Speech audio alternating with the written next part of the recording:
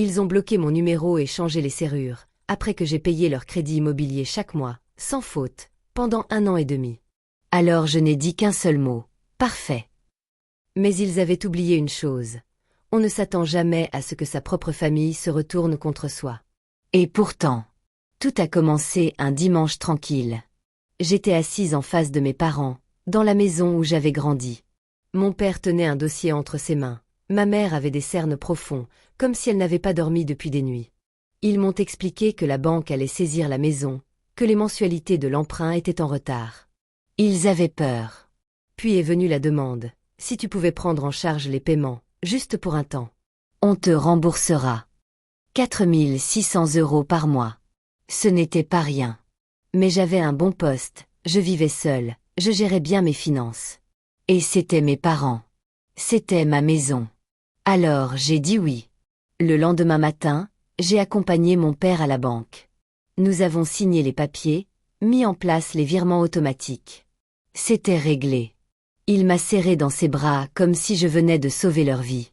Le premier mois s'est passé sans problème. Le deuxième aussi. Mais au 6e mois, j'avais déjà versé près de 30 000 €, et il n'était toujours pas question d'arrêter. Puis j'ai commencé à remarquer des choses étranges.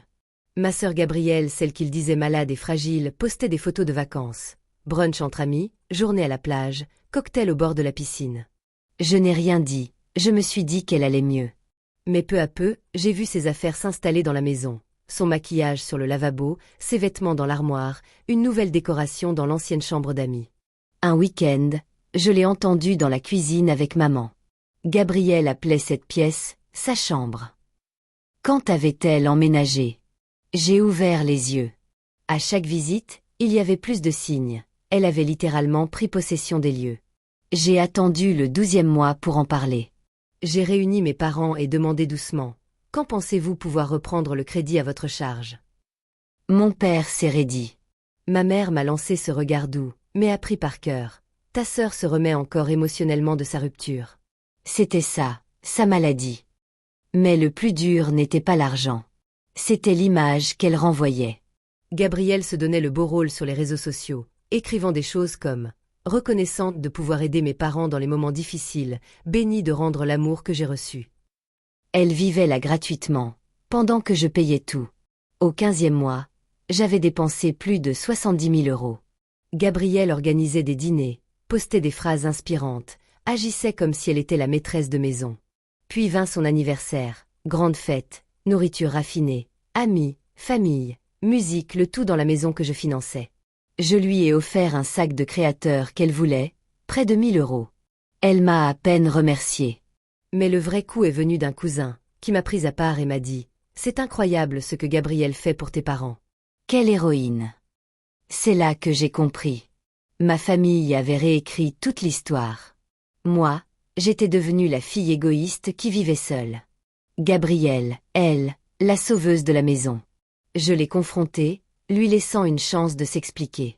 Elle m'a simplement regardée et dit « Personne ne t'a obligé à payer. » Pas de remords, pas de gratitude. Juste du mépris. Je me suis tournée vers mes parents, espérant un mot, un geste.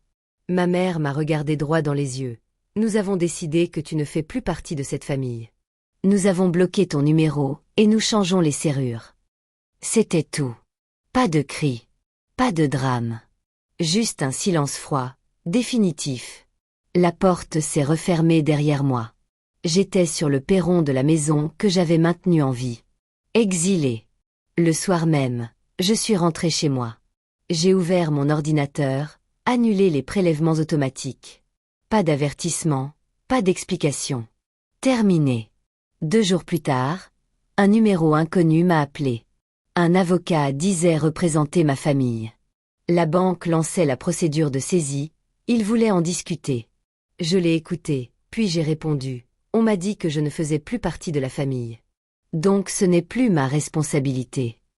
Et j'ai raccroché. Après ça, les messages ont commencé. Des mails, des SMS, des messages sur WhatsApp de numéros inconnus. Tous disaient que je réagissais mal, que je punissais toute la famille, que j'étais cruelle. Mais aucun ne disait « Je suis désolé ». Aucun n'admettait la vérité. Alors j'ai écrit ma version.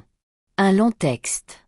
Je n'ai cité aucun nom, mais j'ai montré les faits. 18 mois de relevés bancaires, des captures d'écran des publications de Gabriel, des messages reçus. Les gens ont réagi.